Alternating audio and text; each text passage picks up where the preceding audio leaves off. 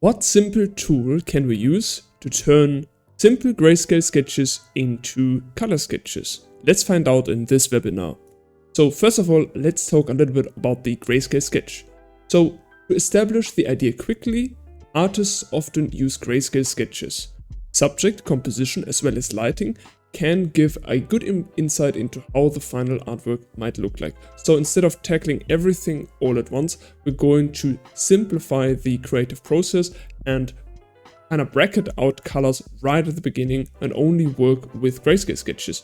Those sketches are also very often used to send to clients to review and to see if the ideas fit the briefs. The step from grayscale to color varies and depends heavily on the techniques and workflows of an individual artist. Today, we use the Curves tool to color our sketches. The Curves tool is quite versatile, so I think this is going to be a great addition to your tool belt. Before we even jump into creating grayscale sketches, let's first talk about line drawing.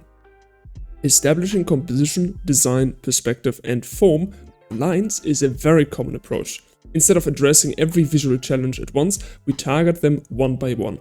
A solid drawing serves as a good foundation for painting. So the idea of simplifying the process and taking away all the additional challenges that we would need to juggle all at once, we kind of continue this idea here, where we kind of take out the idea of creating value and light and the illusion of light and form and mostly just focus on establishing composition, design, and overall the drawing. And this also includes elements such as perspective.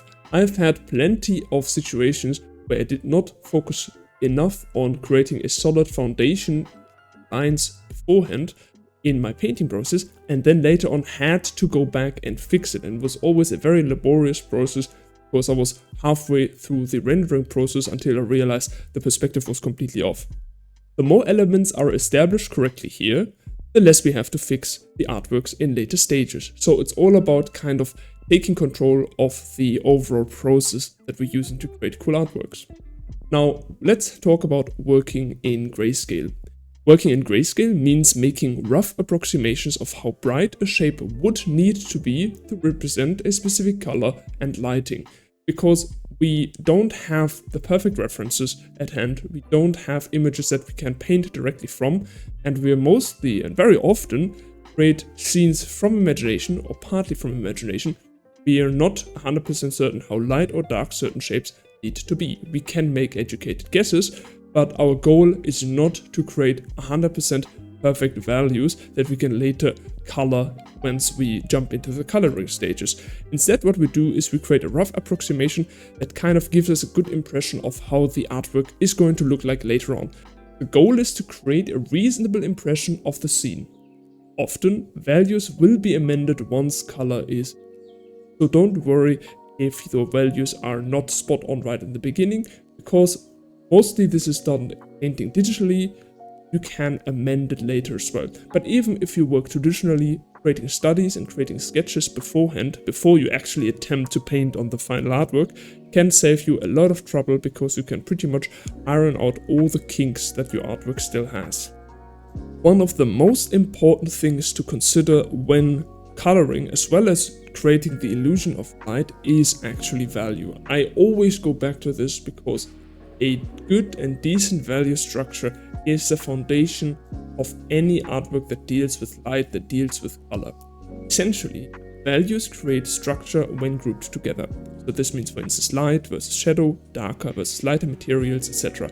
And values are responsible for the illusion of light.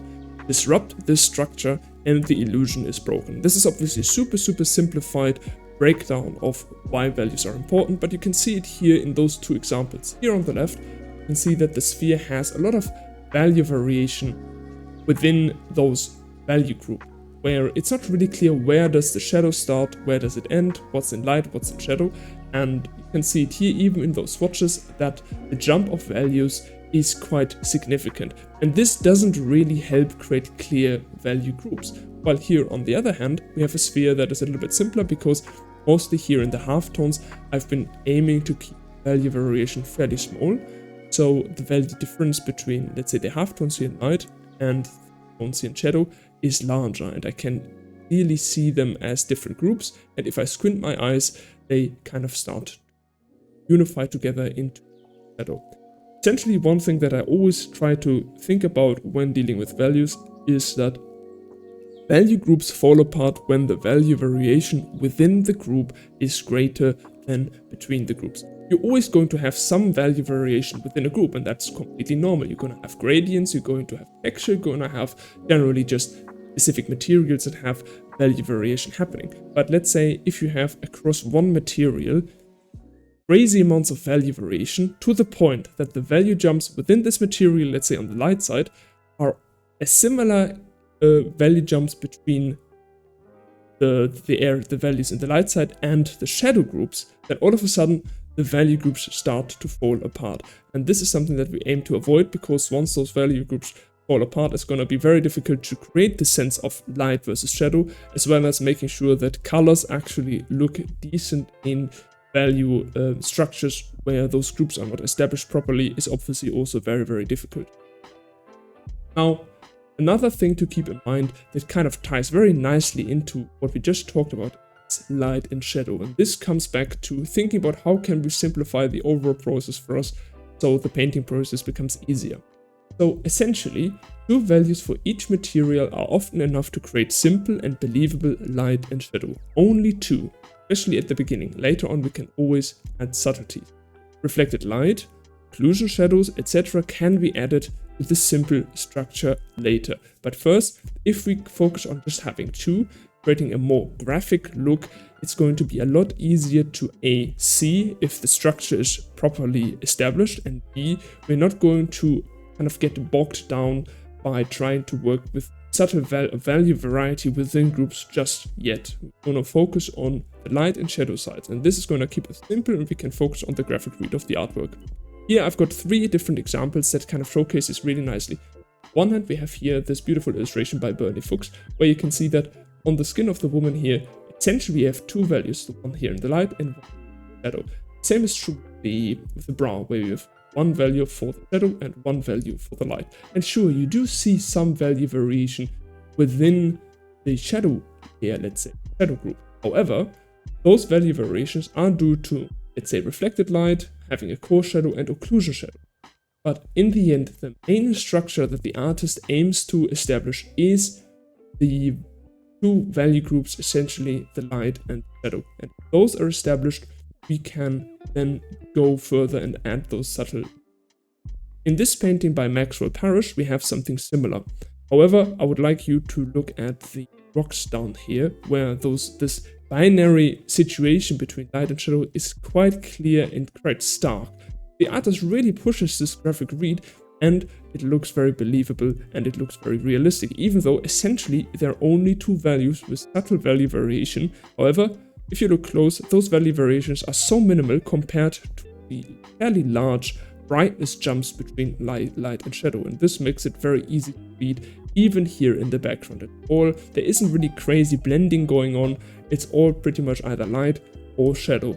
And even if the values get closer together, let's say the shadow and the light value get closer together, because he's so strict with the value groups, they still read, they're still believable. So this is extremely important. And last but not least, in this painting sketch by Joachim Sauer, you have pretty much the same situation. Look at the different materials that the artist is using. For instance, the skin tone. We've got 1 value for the light, 1 for the shadow. In the coat as well, 1 light, 1 shadow. Even down here on the ground, we've got 1 for the light and 1 for the shadow. There might be overlaps in terms of tonal range between different materials, and that's totally fine, as long as for each materials respectively, you stick to the rule of 1 value for the light, 1 value for the shadow. Now, we've talked about the theory for quite a bit now. Let's look at the preparation to make sure that the coloring process is as smooth and straightforward as possible. First of all, keeping important elements on separate layers before coloring gives us a lot of control over the coloring process. We can obviously color a scene having everything on 1 layer, utilizing the lasso tool and selecting each different area that we want to color, creating the local colors for instance, and then utilizing adjustment layers to create the global coloring range. However, if you have a grayscale sketch, especially if you worked from line, it can make sense to, from the start, paint on their respective layers. And here we have one example from the dragon painting that you saw earlier. essentially a background with some gradients happening, a flat layer for the rocks, flat layer for the dragon, and then one layer set to multiply, which is the light and shadow for both the rocks and the dragon. So you can see it's a super simple setup. And because this layer is set to multiply, it means that the tonals here apply to both the rocks and the dragon and changing their local values respectively.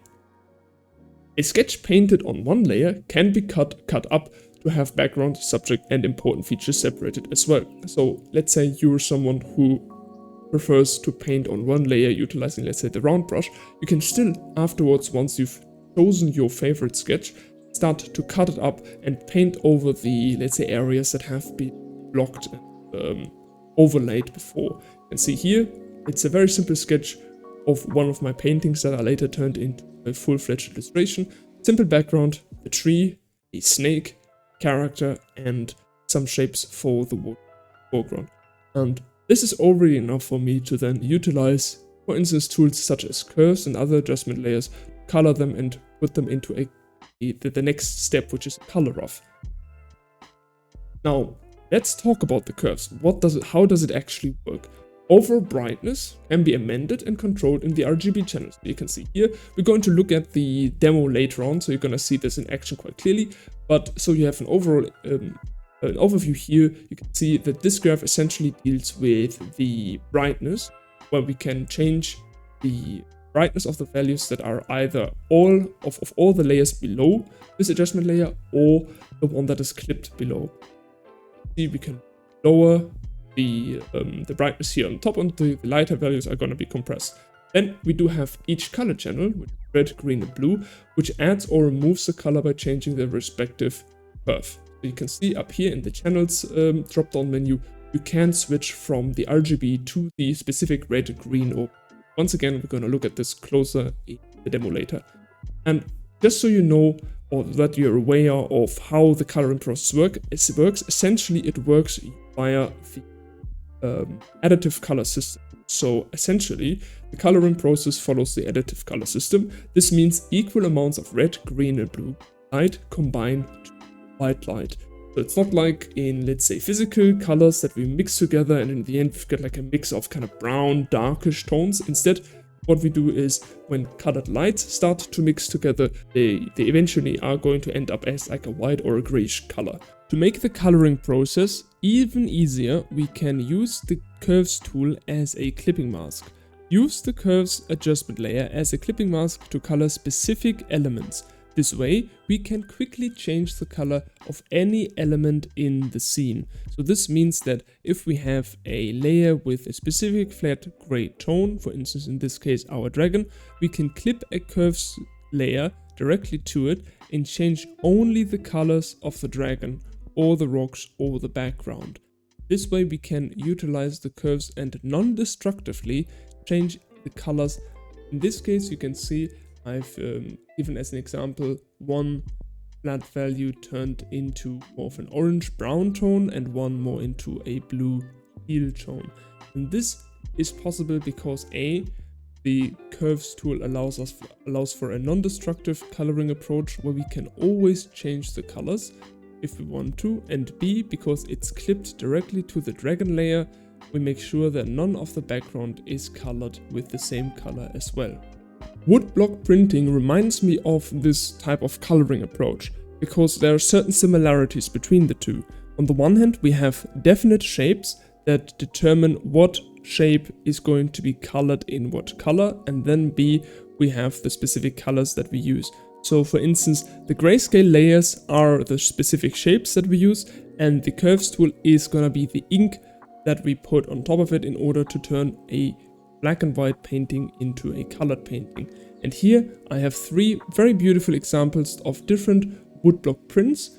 One by Hiroshi Yoshida, where you can see that even with the simple approach of making sure that you have definite shapes working in a fairly graphic manner, you can still create very complex and very beautiful scenes.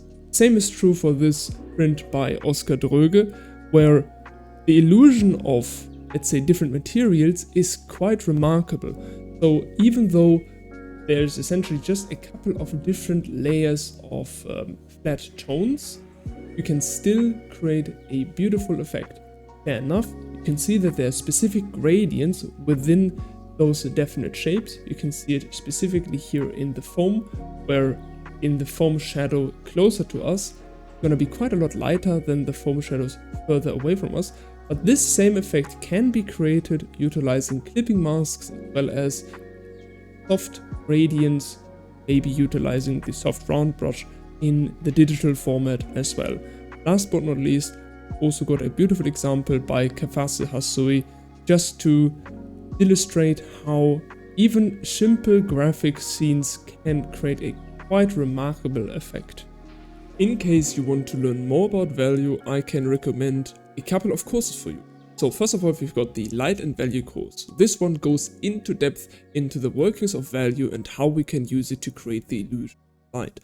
The next one is Design Foundations 1.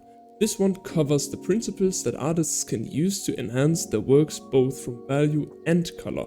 This includes important principles such as contrast and emphasis. And last but not least, we've got the Character Design for Video Games course. This one actually illustrates going from grayscale to color in characters, including choosing color schemes, etc. And with this being said, let's jump into the demonstration. Alright, let's have a look at the value sketch that I prepared beforehand. This one will be colored utilizing mostly curves today. And you can see that each of the materials has only two values, essentially one for light, one for shadow. And here I'm going to now demonstrate how curves works. For this, we're going to start with the peak. The peak is fairly simple and straightforward because it has quite a prominent color to it. I'm going to use the selection tool to create a mask. So whenever I open the new adjustment layer, in this case the curves, it's going to automatically create a mask which is going to make adjusting only the beak possible. Here you can see that I'm changing value while I'm in the RGB channel. However, the moment I change it to blue, now decrease the blue to create like this green, or increase red or decrease green to get to more of a reddish orange tone.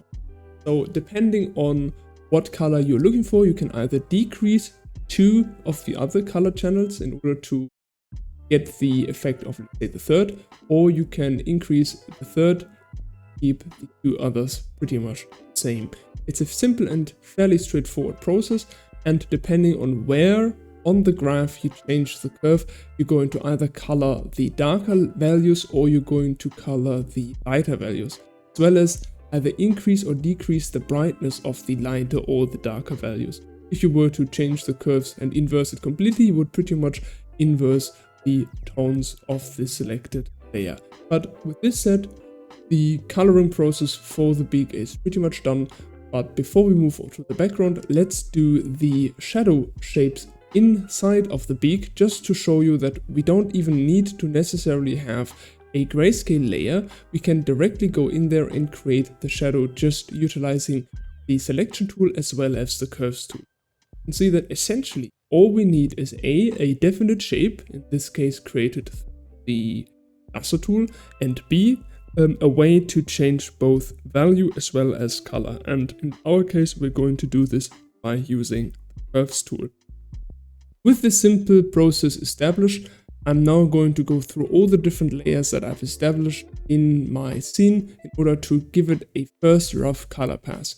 You can see that all the colors are currently still fairly flat, but I'm going to address this later by adding subtle color variation. Again through adjustment layers, and later on, once I'm satisfied with the base colors that are established, I can then jump in and do a manual painting over it. But you can see that we can get pretty far with coloring the Grayscale Sketch just by utilizing one tool in combination with the lasso tool. And you can see also that throughout the process I've actually decided to change some of the background features significantly. For instance, ground, which I turned from a fairly uninteresting green to a more of a red, which overall moves the artwork, in my opinion, a slightly more interesting direction.